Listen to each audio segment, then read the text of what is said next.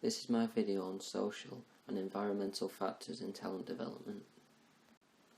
A little fact to start off the video is 7% of the UK's population attend a private school.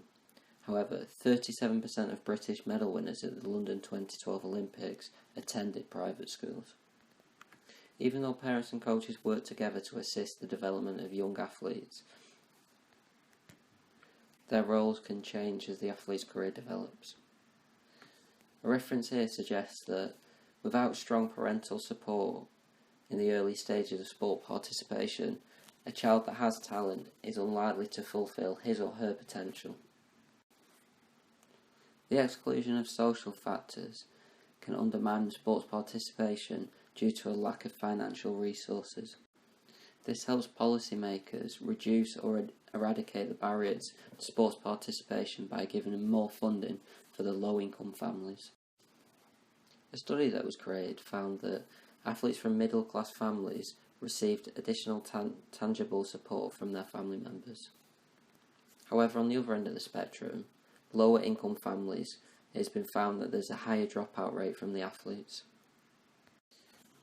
Linking into social factors, the size of social groups has been reported to have implications on the communication of the group members, which can affect things such as sports participation. Because if there's too many people, it can become hard to organise things if everyone has different ideas. And on the other end, if there's not enough people, it can be hard to maybe rent out a sports hall to play football or have a big game because you're just lacking the numbers.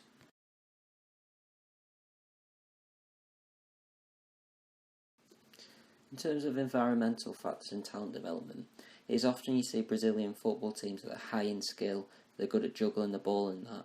This is mainly down to a fact of they used to play on sand as a kid, so the ball doesn't roll properly and they had to keep it up in the air. On the other hand, places like St Helens are quite keen on rugby, so often you'll see rugby is the sport that's dominant over there instead of football, for example. So at the Sunday League levels perhaps, there'll be more rugby teams than football. This has all come about from young ages, where parents pass on factors to their kids that makes them want to play the sport. An environmental factor, for example, comes with the size of the city, where elite athletes gain their experiences. This determines how the athletes are first shown to the sport and how early. This can link in with relative age effect. So, for example, children that are born in smaller cities may have access to just fields, so if they live in the countryside they might just be able to play football with a beaten old ball, but children from bigger places like urban areas, they can maybe have access to better facilities, so swimming facilities, biking facilities, tennis facilities. It just depends on the demands of the area, so there's plenty of kids there, they're bound to get better funding.